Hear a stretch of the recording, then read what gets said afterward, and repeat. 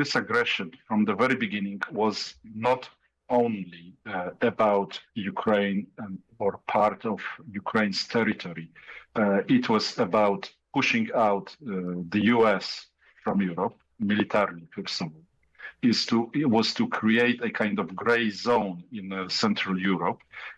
It was about a return of Russia to the center of international politics. So the strategy was much further, it was beyond Ukraine. Poland has held an urgent NATO meeting after Russia caused the first major breach of European airspace since the start of the Ukraine war. Prime Minister Donald Tusk said up to 4 of 19 Russian drones were shot down in Polish airspace overnight, with the Kremlin claiming it did not plan to attack Polish territory. US President Donald Trump reacted on social media by asking, "What's with Russia violating Poland's airspace with drones? Here we go." Earlier, the Defence Secretary John Healey said the attack marked a new era of threat for Europe and suggested British forces could now be used to support Poland's air defence. As your NATO ally, we will support you, our Polish friends. As your NATO ally, we will play our part to help secure the safety of your people. And following our discussions today, I've asked our UK armed forces to look at options to bolster NATO's air defence over Poland. Today, as E5 nations, we say to President Putin, your aggression only serves to strengthen the unity between our NATO nations. OK, well, let's hear from Bartosz Cichocki, who's a former Polish Foreign Affairs Minister and Ambassador to Ukraine until 2023. Bartosz, thanks so much for being with us. What does this... My pleasure. Thank you for having me. Pleasure. What does this represent, do you think?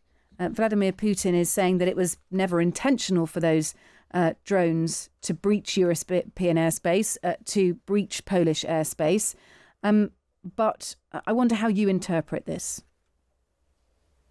Well, it's, I believe, very early to say, to talk about intentions. So far, we can establish the fact that about 19 drones, Russian drones, violated Polish airspace, but establishing intentions is more complicated. It takes decrypting the disks, the programs, how the drones were programmed. If they were programmed to attack objects, targets on the Polish territory, then we can agree with Foreign Minister Bartosz Cichocki that this was an act of aggression. But I can imagine, and we should be very sensible and thoughtful in this situation, in this crisis. I can imagine that those drones entered Polish airspace unintentionally. I mean, they could be outmaneuvered by electronic warfare means of other country. They could believe those drones that they are in Ukrainian airspace. This high intensity conflict has both unintentional and intentional risk of spillover. This is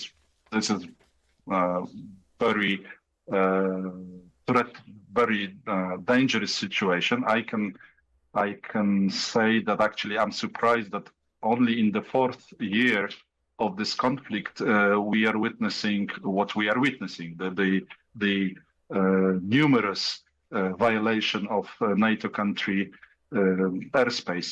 The good news is that we did react. And we react in an allied manner. Yeah, sorry to interrupt you. You've said it's important to react in a sensible and thoughtful way. That is the grown-up thing to do. But I wonder if Vladimir Putin entirely expects us to react in this way, to stop and think and consider what might be best. It feels, does it not? And you can certainly warn against this if you like. It feels perhaps a little more urgent than sensible and thoughtful. Well, so far, I would say that our reaction is to our satisfaction and definitely to dissatisfaction of President Putin, whatever his intentions were. We did react. We reacted in an allied manner. There is more rather than less consolidation on the Polish political scene, which otherwise is quite polarized.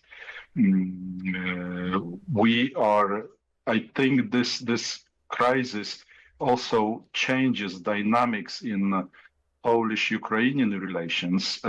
Unfortunately, for quite some time, there's growing skepticism in Poland toward supporting Ukraine. And this incursion may change this. Hopefully, I hope this would change this dynamic, that Poles would understand, and other citizens of other NATO countries would understand that the cheapest, the most effective way to increase the level of our security is to supply Ukrainians with equipment, with means that would help them to neutralize all the Russian drones or rockets that intentionally or unintentionally could enter our airspace. Yeah. And that this crisis would make easier for NATO countries' government to introduce more sanctions on Russia. Yeah, well, that is an option that there's certainly more Europe could do, could stop buying Russian energy. Pretty remarkable, really. I'm sure you agree that more than 20 billion euros a year at the moment is purchased by Europe in terms of Russian energy. Volodymyr Zelensky said we need to work on a joint air defence system over Europe. That is his proposal, but obviously he will act in his country's interests first on that one. That would be a pretty ambitious project, would it not? We've also heard from... Yeah, we've heard from Donald Tusk as well, who said he's got concrete support for air defence. Look, I wonder whether Vladimir Putin here is testing. He's issuing a warning. He's testing the mettle of a NATO nation. Exactly how big is the bite of NATO, or is it just bark? What do you think? This aggression from the very beginning was not only about Ukraine or part of Ukraine's territory. It was about pushing out the US from Europe militarily, first of all. It was to create a kind of gray zone in Central Europe. It was about a return of Russia to the center of international politics. So the strategy was much further, it was beyond Ukraine. We have to realize that Vladimir Putin, to make long story short, aims at turning the clocks 40 years earlier, and the consequences, if he's successful, securing peace in Europe, in transatlantic community, would become much more expensive than it is today to spend on support on Ukraine and to give up on imports from Russia. Western governments are under pressure domestically. We want to spend less on energy, less on our daily life. But at the end, in the long run, if we kind of step back, if we accept Russian conditions, we would spend much more to continue our lifestyles. So and this incident, whatever the intentions were, this incident may help us to understand that supplying Ukraine and increasing pressure on Russia is the only way to reach sustainable and just peace. From the Ukrainian point of view, of course, I can understand that their aim is to internationalize the conflict. But what what I would advise if somebody asked me is to stick in this area in between the peace status and war status, and without crossing the line of direct conflict with Russia. All right. Well, look, thank you for being with us. Appreciate your balance on this one. Bartosz Cichocki, who is a former Polish Foreign Affairs Minister and Ambassador to Ukraine until 2023. Important to pick up from that he fears that actually this attack on Polish airspace, this incursion of Polish airspace by Russian drones, may somewhat change the dynamics in Poland towards their relationship with Ukraine.